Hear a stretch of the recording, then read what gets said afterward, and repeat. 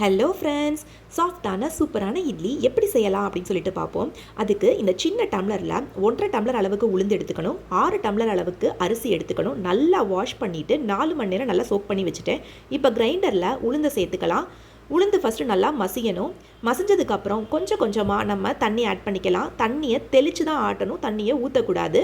அப்போ தான் நல்ல நம்மளுக்கு உளுந்து மாவு பொங்கி வரும். எந்த அளவுக்கு மாவு பொங்கி வருதோ அந்த அளவுக்கு இட்லி வந்து சாஃப்டாக இருக்கும். நடுப்புற கை வச்சு ரொம்ப மாவை போட்டு உழப்ப வேண்டிய அவசியம் கிடையாது.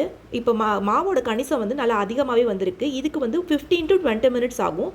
மாவு வந்து நல்ல சாஃப்டாக நுர போல் இருக்கும். இப்போ இதை வழித்து ஒரு பாத்திரத்தில் வச்சுக்கலாம். அதே கிரைண்டரில் வாஷ் பண்ண வேணால் அரிசியை சேர்த்துடலாம், ஊற வச்ச அரிசியை சேர்த்துடலாம். சேர்த்துட்டு நல்லா உடச்ச ரவை பதத்துக்கு அளவுக்கு மட்டும் இதை அரைச்சிக்கிட்டா போதும். ரொம்ப நைஸாக அரைக்க வேண்டியதில்லை.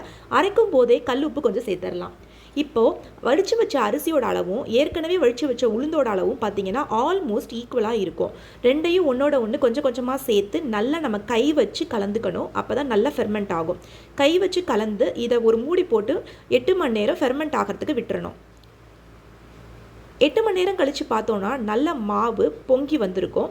பார்த்தா ஐஸ்கிரீம் போல் சாஃப்ட். இதை நல்லா மைல்டாக கலந்து கொடுத்துட்டு இட்லி பானையில் தண்ணி வச்சு நல்லா கொதிக்க விட்டுறணும். அதுக்கப்புறம் இந்த மாவை கொஞ்சம் கொஞ்சமாக இட்லி தட்டில் சேர்த்து நல்லா தண்ணி கொதிச்சதுக்கு அப்புறமேட்டுக்கு நம்ம இட்லி தட்டை இட்லி பானையில் வைக்கணும்.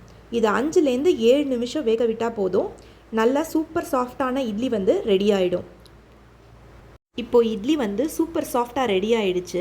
இந்த இட்லியை ஒரு 2 நிமிஷம் ஆறுனதுக்கப்புறம் பிளேட்டுக்கு மாற்றிக்கலாம். நல்ல கார சட்னியோடு சர்வ் பண்ணால் சூப்பர் சாஃப்டான இட்லி. 10 இட்லி இல்லை 15 இட்லி கூட சாப்பிடுவாங்க. நீங்களும் செஞ்சு பாருங்கள் ஃப்ரெண்ட்ஸ். செஞ்சு பார்த்துட்டு உங்களுடைய கமெண்ட்ஸை எனக்கு சொல்லுங்கள். நம்ம சேனலை சப்ஸ்கிரைப் பண்ணிக்கோங்க. தேங்க்ஸ் ஃபார் வாட்சிங்.